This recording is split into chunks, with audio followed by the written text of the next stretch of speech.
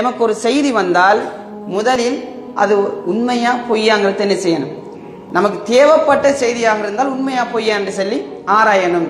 தேவையில்லாத நிறைய செய்திகள் வரும், கலாஸ் விட்டுட்டு போங்க, நமக்கு என்ன பிரச்சனை. அதுல உண்மையிலே அந்த செய்திக்கும் நமக்கும் எந்த விதமான சம்பந்தமுமே இருக்காது. ஆனால் ஆர்வமாக அதை என்ன செய்வோம், ஷேர் பண்ணுவோம். இதுல இருக்கிற ஆர்வம் என்னவென்றால் சகோதரர்களே, ஒருவரை பற்றிய செய்தியை நம்ம சொல்றதுல நான் முதல் சொல்றதா இல்ல நீ சொல்றதா, யார் ஃபெஸ்ட்டுக்கு சொல்றங்கிற போட்டி. அப்ப இதனால என்ன செய்வோம், அவசரமாக ஷேர் பண்ணுவோம். எத்தனை பேர் பார்க்கிறார்களோ அத்தனை பேருடைய பாவத்தையும் நாம் சுமக்கக்கூடிய மக்களாக மாறுவோம். கண்ணியமானவர்கள், இதில் இன்னும் ஒரு விடயம். இப்ப நாம் ஒருவரை பற்றி தப்பாக ஒரு இடத்தை என்ன செய்வோம், பேசுவோம். பேசப்பட்ட ஆள், நம்ம யாரை பத்தி பேசினோமோ அவர் நாளைக்கு தௌபா செஞ்சு என்ன செஞ்சிருவார், ஒரு சாலிகான மனிதனாக மாறி விடுவார். ஆனால் பேசின நாம நம்முடைய நிலைமையை யோசிச்சு பாருங்க.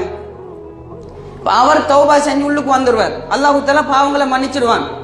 ஆனால் பேசிய நாம் அல்லாஹ்விடம் நாளை மறுமை நாளில் குற்றவாளியாக நிற்க வேண்டிய ஒரு நிலைமை ஏற்படும். ஆகவே கண்ணியமானவர்களே, பிறருடைய விடயத்தில் நாம் தலையிடுவதை விட்டுவிட வேண்டும். அதில் எம்முடைய நேரங்களை செலவழித்து, அதே போல எம்முடைய நன்மைகளை அவர்களுக்கு கொடுத்து நஷ்டவாளிகளாக நாளை மறுமை நாளில் ஆகிவிடக்கூடாது.